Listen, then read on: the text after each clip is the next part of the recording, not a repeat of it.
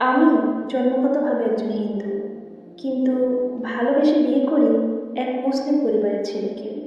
আমার হাজবেন্ড প্রথম থেকে খুবই ভালো ছিল এবং আমাদের বিয়েটা হয়েছিল দুই পরিবারের সম্মতিতেই। তারা চেয়েছিল আমরা যেন সুখী হই। আমাদের সুখটার জন্য তারা ধর্মবর্ণ কোনো কিছুই মানেনি।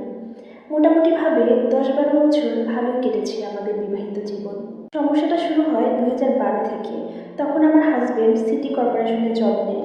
সেখানকার একটা মেয়ের সাথে তখন আমার হাজবেন্ড এক্সট্রা ম্যারিটারিয়াল সম্পর্কে যুক্ত হয়ে পড়ে।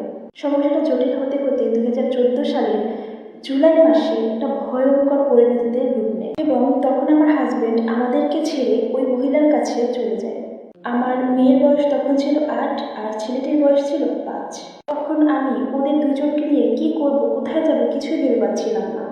জানেন, আমার মেয়েটি খুব ভালো একটা স্কুলে পড়তো, কিন্তু ওখান থেকে ওকে আমার ছাড়িয়ে আনতে হয় স্কুলের ফিস দিতে না পারার জন্য। তারপর থেকে অনেক কষ্ট করে আমরা চলতে থাকি এবং বিভিন্ন জায়গায় আমি অ্যাপ্লিকেশন জমা করতে থাকি চাকরির জন্য। অবশেষে 2015 সালের ডিসেম্বর মাসে আমার SBI কোম্পানিতে একটা চাকরি হয় এবং আমি সেখানে জয়েনও করি। মাঝখানে আমার যে অসুবিধাটা হয়েছে সেটা হলো, হঠাৎ একদিন 4 বছর আগে রাস্তায় আমি অজ্ঞান হয়ে পড়ে যাই।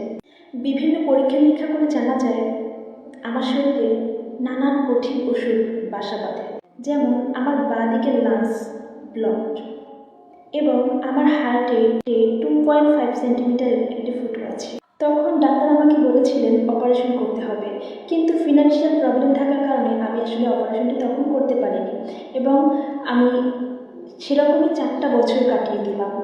এখন ডাক্তার আমাকে বলেছে অপারেশনটি করতেই হবে। এর মধ্যে আমার আরও সমস্যা দেখা দিয়েছে। আমার বাঁ দিকের কিডনিটা ঠিক করে কাজ করছে না। এখনও আমি রাতে ঠিকমতো ঘুমোতে পারি না, অসহ্য যন্ত্রণা হয়। আমি একসাথে বেশিক্ষণ দাঁড়িয়ে থাকতে পারি না, আবার বসেও থাকতে পারি না। আমার হার্টে যেহেতু ফুটোটা এখনও রয়েছে, তাই আমার এখনও নিঃশ্বাস নিতে কষ্ট হয়। ডাক্তার আমাকে বলেছেন অক্সিজেন সিলিন্ডার ক্যারি করতে। হঠাৎ হঠাৎ আমার নাক এবং মুখ দিয়ে ব্লিডিং হতে থাকে এবং আমি তখনই সেন্সলেস হয়ে যাই। আমার নিঃশ্বাস আটকে যায়। তখন আমাকে হসপিটালাইজড করা হয় এবং আমার জ্ঞান ফেরানো হয় অক্সিজেনের মাধ্যমে। এবং এই সমস্যাটা এখন প্রায় দিনই হয়ে থাকে। সেই জন্য অফিস থেকে আমাকে 3 মাসের ছুটি দেওয়া হয়েছে, যাতে ঠিকঠাক করে চিকিৎসা করাতে পারি। তো এত কিছুর পরেও আমি চেষ্টা করেছি এবং আমি এখনও চেষ্টা করে যাচ্ছি আমার বাচ্চাগুলোকে যেন আমি ঠিক করে মানুষ করতে পারি। আমি আমার জীবনে যে ভুলটি করেছি তার বিন্দুমাত্র প্রভাবও যেন ওদের জীবনে না পড়ে। এখন আমি আমার ছেলে মেয়েকে আঁকড়ে ধরে বাঁচার চেষ্টা করছি। কিছুদিন ধরে আমি খেয়াল করছি আমার মেয়ে আমার থেকে লুকিয়ে তার বাবার সাথে যোগাযোগ করার চেষ্টা করছে। আমি আমার মেয়েকে সরাসরি বলেছি, মা, তুমি যদি তোমার বাবার কাছে চলে যেতে চাও চলে যেতে পারো, কিন্তু আমার কাছে থেকে তুমি আমাকে এভাবে অপমান করতে পারো না।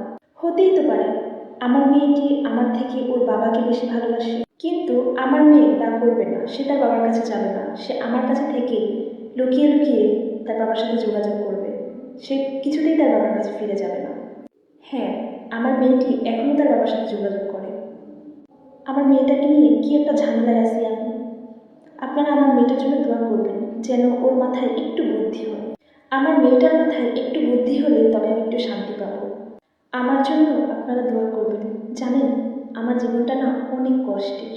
আমি যেন আমার এই অসুস্থতা থেকে মুক্তি পাই এবং আমার ছেলে মেয়েকে নিয়ে সারা জীবন ভালোভাবে বাঁচতে পারি। তবে হ্যাঁ, আমার বাবার বাড়ি থেকে আমাকে বলা হয়েছে আমার চিকিৎসা করানো হবে, আমাকে অপারেশন করানো হবে। খুব তাড়াতাড়ি আমার অপারেশনটা হতে যাচ্ছে। আসলে আমার জীবনটা না অনেক কষ্টের।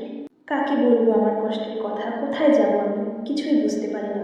তোমাদেরকে ভালোবাসি, তাই তোমাদের সাথে আজকে আমি আমার জীবনের গল্পটা শেয়ার করলাম। এটা একটা আপুর কথা। আপুটি এখনও খুব অসুস্থ। আপনারা সবাই আপুর জন্য দোয়া করবেন। আল্লাহ হাফিজ।